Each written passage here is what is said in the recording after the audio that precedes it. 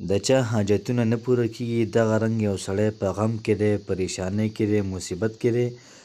نو فرمایي چې دا وظیفه کوم یو سړی د شورو په ورځ، د زیارت په ورځ، د جمعې په ورځ کوي، الله پاک به ټول حاجتونه دا پوره کړي. ابن عمر صاحب فرمایي چې دا وظیفه دا انپړ خلکو ته دا مه ښایي، هسې نه دا وظیفه هغوی زده کړي او یو بل ته پې هیرې کوي او دا هیرې به یې قبلیږي. نو ډېره زیاته بهترین او ډېره زیاته پاورفل وظیفه ده. بسم الله الرحمن الرحیم. السلام علیکم ورحمت الله وبرکاته. امید در به کوم چې تاسو ټول به ټیک ټاکې، الله پاک هم خوشحاله آباد ساته. الله پاک دې موږ او تاسو ټول له چا محتاجۍ نه صرف د الله پاک موږ او تاسو ټول د خپل اطاعت د خپلې فرمانبردارۍ دا محتاج ساتي. نن چې کومه زموږ وظیفه ده دا ډېره زیاته پاورفل او ډېره زیاته بهترینه وظیفه ده.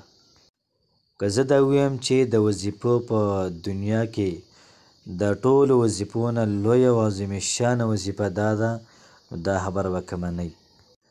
زموږ هغه غرونه یا زموږ هغه خویندې چې د هغوی حاجتونه نه پوره کېږي، هغوی 24 ګنټې په دې پریشانۍ کې دي، په دې مصیبت کې دي چې زموږ د حاجت ولې نه پوره کېږي.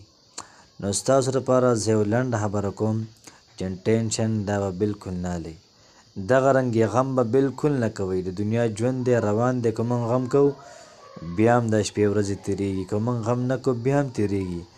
نو ولې ځان له فضول ټینشن دا ګورو؟ صرف خپل کارونه خپل هر څه په الله پاک باندې ور واچوئ، انشاءالله العزیز الله پاک به په احسنه طریقې باندې ادا کوي. فرمایي تاسو رب چاهې زندگی شروع کوي، چې الله پاک څنګه غواړي دقه شان ژوند تاسو شروع کوي، نو الله پاک به من چاهې زندگی د اپناو کی. زمونږ چې بیا څنګه خوښي هغه شانتې بیا الله پاک کوي. نو کوشش وکړو چې خپل ژوند دا په اسلام باندې محترم او دا راولو. نو زمونږ د وظیفې خلاصه دا ده چې زمونږ هغه غرونه خویندې چې د هغوی حاجتونه نه پوره کېږي. بعض حل کې داسې وي چې هغوی په پریشانۍ کې وي، 24 ګنټې ناستې وي، دغه رنګې هغوی ته ټینشن وي، هغوی د ژوند نه مایوسه شوي وي. نو دا وظیفه بالکل د دې کسانو لپاره ده. دا کسان دې مایوسه کېږي نه، دا کسان دې په خپل غټ پروردګار باندې امید ساتي. زمونږ او ستاسو ګوره الله پاک شته دی، ها زمونږ او ستاسو خدای دی او ډېر زیات غټ خدای دی. زمونږ او ستاسو اسره شته دی الله پاک. ډېره کافران دا ډېر زیات غریبانان دي، ځکه د هغوی اسره نشته دی.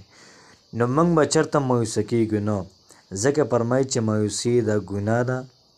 نو چې کله موږ یو عمل کوو نو ښه کلکه په یقین باندې او دغه رنګې د زړه د اخلاصه چې څومره موږ عمل په اخلاص باندې کوو دومره پکې برکت دا سیوا وي او دومره به زر اثر کوونکي وي.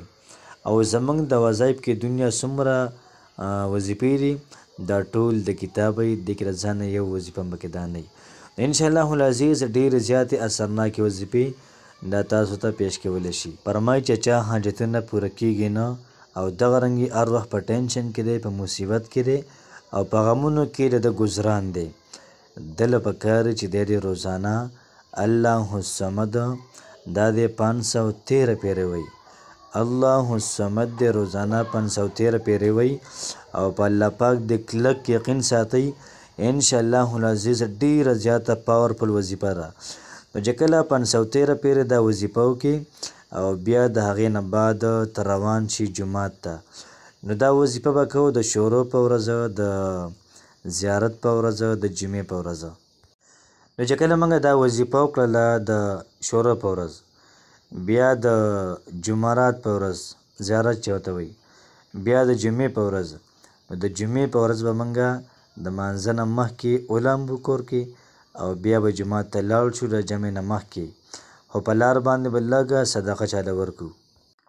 کله موږ د جمعې لمونځ وکړو د هغې نه بعد دا دعا به ووي او دا دعا ابن عمر رضی الله تعالی عنه دا ښودلې ده.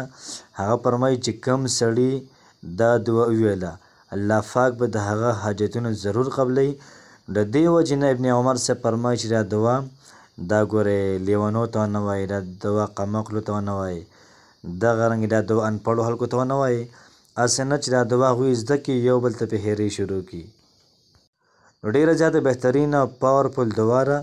چې کله موږ مونځ وکړو د هغې نه بعد دعا ووایو او څه چې مې د الله پاک نه غواړو که نه الله پاک به موږ او تاسو له راکوي. نو راځئ چې زه دعا طرف ته. دعا داسې ده: بسم الله الرحمن الرحیم. اللهم إني أسألك باسمك العظيم. بسم الله الرحمن الرحيم.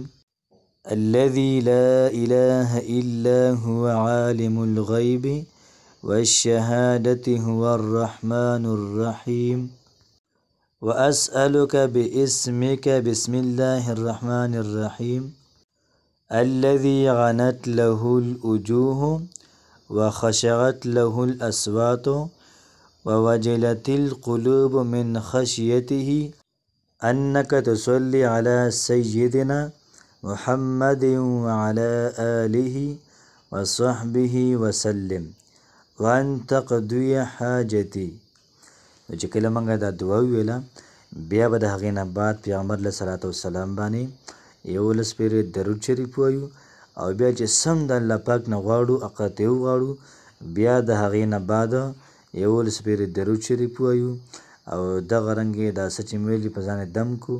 انشاءالله العزیز الله پاک به زموږ ستاسو ټول امیدونه او زموږ ستاسو ټول مرام دا محترمه دا پوره کړي. الله پاک دې تاسو ټول خوشحاله ساتي. السلام علیکم ورحمة الله وبرکاته.